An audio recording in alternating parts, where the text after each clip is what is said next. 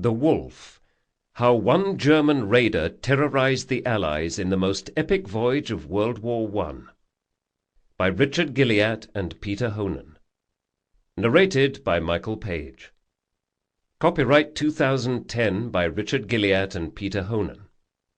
This unabridged audiobook is published by arrangement with Richard Gilliatt and Peter Hohnen, care of Anderson Literary Management, LLC, and was produced in the year 2010 by Tantor Media, Incorporated, which holds the copyright thereto.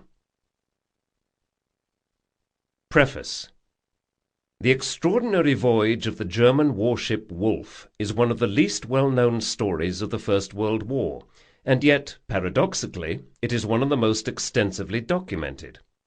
More than 800 men, women, and children lived on the ship at various times during her 15 months at sea, and between 1918 and 1920, no less than 7 of them wrote books detailing their experiences. By the early years of the Second World War, several other eyewitness accounts had been published. Yet few people today remember the Wolf beyond a devoted coterie of war buffs and maritime enthusiasts. That neglect may reflect the limitations of most published accounts of the story. Some were hastily and amateurishly written. Most were subject to the censorious restraints of earlier times. Nearly all of the German accounts were published during the war, with one eye on their propaganda value, and only one was ever translated into English. The early books were quickly forgotten, and the best of the later ones, the colorful memoirs of the former prisoner Roy Alexander and former crewman Theodore Plivier, are now more than 70 years old.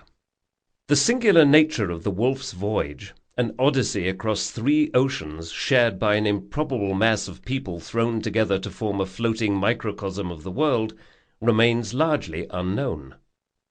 This account, the first to tell the full story, began life when one of the authors, Peter Hohnen, delved into the experiences of his great-uncle, Ross Ainsworth, a young Australian merchant seaman whose ship was captured by the Wolf off the coast of New Guinea in August 1917. 5 years of research led us into the military archives of Britain, Germany, Australia, South Africa, and New Zealand, and prompted a search to locate many of the scattered descendants of those who had lived on the ship nearly a century earlier. The material that was eventually unearthed, declassified documents, handwritten diaries, letters, faded black-and-white photographs, strips of silent film, yielded a story much richer and more intriguing than we could have anticipated. On one level, it is the story of a Sample complete. Ready to continue?